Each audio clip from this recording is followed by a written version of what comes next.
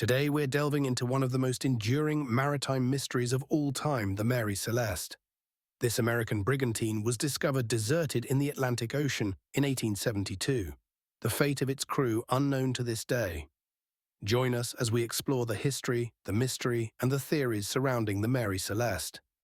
Originally built in Spencer's Island, Canada, she launched under British registration as the Amazon in 1861. Shortly after her first voyage, her first captain, Robert McClellan, fell ill and died. This was just the beginning of the misfortunes. In 1867, the Amazon collided with a fishing boat in the English Channel, causing grave damage. The ship was then sold to Americans in 1868 and renamed the Mary Celeste. Despite these early setbacks, the Mary Celeste was a sturdy and reliable vessel. The ship was typical of the mid-19th century, 103 feet long and 12 feet deep. She had a foremast with square sails and a mainmast with fore and aft sails. This allowed for both speed and mobility, making her ideal for long voyages. On November 7, 1872, the Mary Celeste set sail from New York for Genoa, Italy. Captained by Benjamin S. Briggs, a seasoned mariner with a reputation for being both capable and cautious. With him were his wife Sarah, their 2-year-old daughter Sophia, and a crew of 7 experienced sailors. The cargo consisted of 1,700 barrels of alcohol. The journey was to be routine, but it would soon prove anything but. Briggs kept a detailed log of the voyage. The last entry, dated November 25, 1872, said that all was well on board. Less than a month later, on December 5, 1872, the DEI Grazia, commanded by Captain David Morehouse, spotted the Mary Celeste adrift about 400 miles east of the Azores. The ship was under partial sail, with no sign of the captain, his family, or the crew. The ship's lifeboat was missing, and there were several feet of water in the hold, but the ship was otherwise seaworthy and amply provisioned.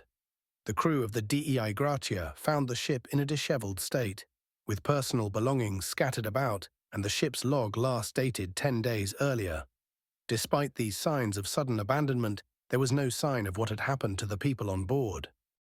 The discovery of the Mary Celeste in such a condition raised many questions. The ship's cargo was intact, and there was no sign of a struggle or violence. The crew's personal effects, including valuables, were left behind, suggesting that they had not abandoned ship in a hurry. The ship's navigational instruments and papers were missing, indicating that the crew had taken them when they left. But why would they abandon a seaworthy ship in the middle of the Atlantic?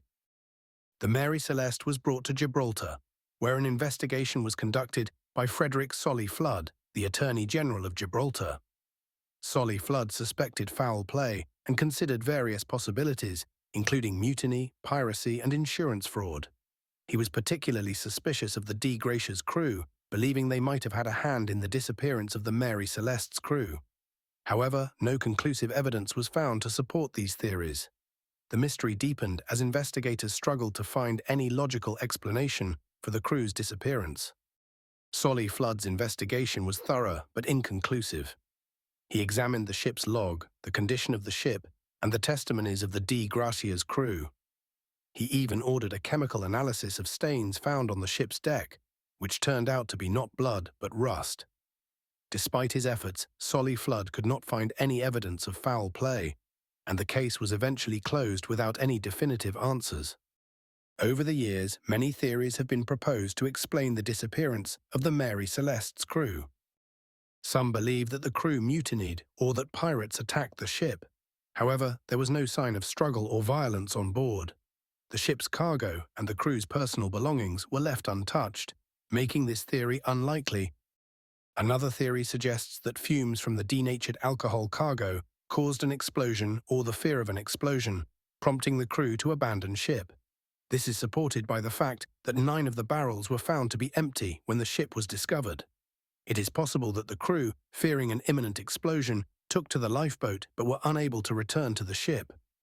Some think a waterspout or a submarine earthquake caused the crew to panic and abandon ship. Waterspouts, which are essentially tornadoes over water, could have caused significant damage and frightened the crew into thinking the ship was sinking. A submarine earthquake could have caused a sudden and violent movement of the ship, leading the crew to believe they were in immediate danger.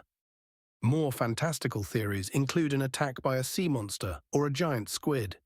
While these ideas capture the imagination, there is no scientific evidence to support them. Some believe that supernatural forces were at play. The idea of a ghost ship and the supernatural elements add to the mystery and allure of the Mary Celeste. Despite the mystery surrounding it, the Mary Celeste continued to sail under new owners for several years. In 1885, the ship's captain deliberately wrecked off the coast of Haiti to commit insurance fraud. The ship's story has been recounted and dramatized many times in documentaries, novels, plays, and films.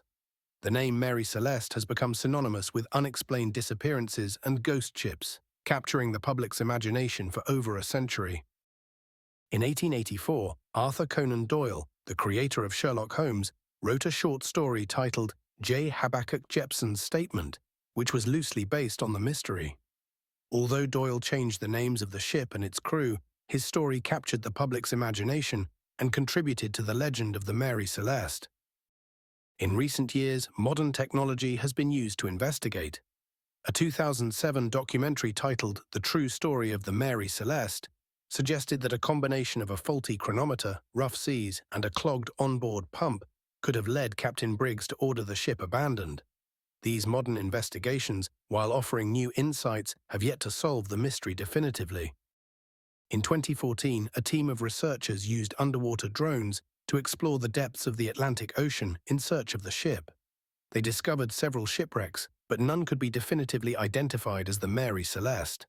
The use of advanced technology has offered new opportunities to explore, but it has also highlighted the challenges of investigating a case that is over a century old. Another focused on the ship's cargo, suggesting the denatured alcohol on board could have leaked and produced toxic fumes. If the crew detected the fumes, they might have feared an explosion and decided to abandon ship temporarily, intending to return once the danger had passed. However, if the lifeboat was lost or the crew was unable to navigate back to the ship, they could have perished at sea. Despite these efforts, the mystery of the Mary Celeste stays unsolved. Each new investigation adds pieces to the puzzle, but the complete picture continues to elude us. The combination of historical records, scientific analysis, and advanced technology has provided valuable insights. The Mary Celeste has become a cultural icon, symbolizing the mysteries of the sea. The ship's story has inspired countless works of fiction and non-fiction, and it continues to captivate the public's imagination. She reminds us of the vast, uncharted territories of the ocean and the secrets it holds. The story of the Mary Celeste survives because it taps into our fascination with the unknown and the unexplained. As long as there are unanswered questions and unexplained phenomena, her legend will continue to intrigue and captivate us. Thank you for joining us on this journey. If you enjoyed this, please subscribe and hit the like button. And if you have any suggestions for future topics, feel free to reach out and let us know. Until next time, keep searching for the unknown.